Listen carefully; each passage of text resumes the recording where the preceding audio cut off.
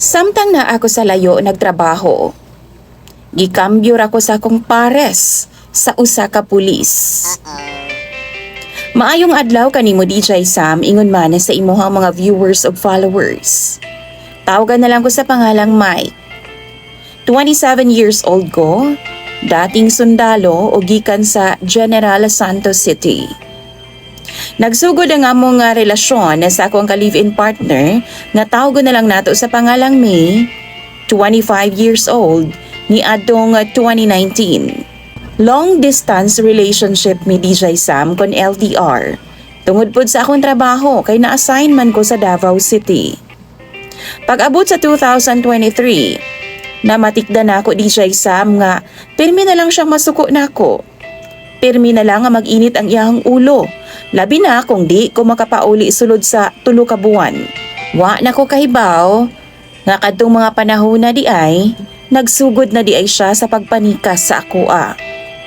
Tungod sa akong trabaho, panagsara gyud ko makapauli. 2024, nasayra nako nga naaday siya'y kauban nga pulis kung wa ko DJ Sam. Sakit kaayo para nako. Sa sinugdanan di siya moangkon. Pero sa ulahi, ni amin ra gihapon siya DJ Sam. Nakita na ako ang tanan pinaagi sa iyang Facebook account.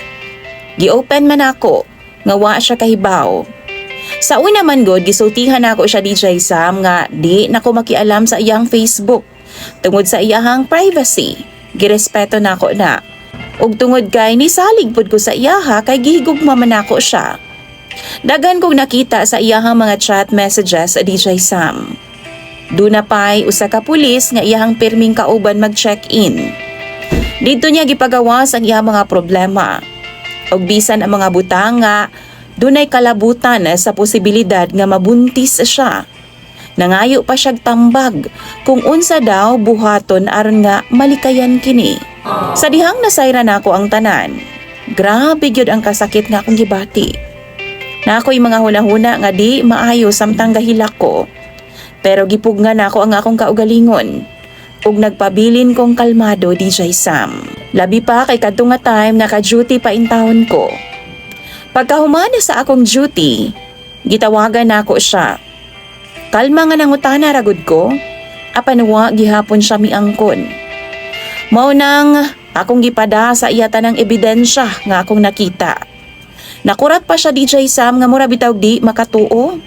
Ang iyang rason, nakit-an daw niya sa lain ang oras ug atensyon nga wa daw nako mahatag niya. Halos 2 ka tuig ko niyang giloko DJ Sam.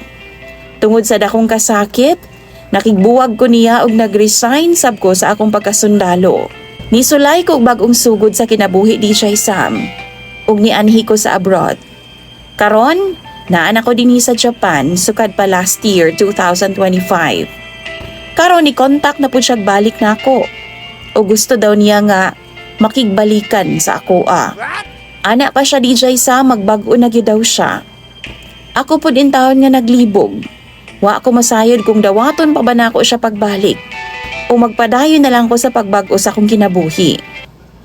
DJ Sam, sa imuha mga viewers ug followers, unsa man ang inyong ikatambag para nako? Palihog daw bi, ibutang lang na sa comment section kay ako unya nang pambasahon. Daghan kayong salamat DJ Sam ug nang hinaot ko nga mabasa ninimo ang akong problema sa imong programa. Isa sa imong mga followers, Mike.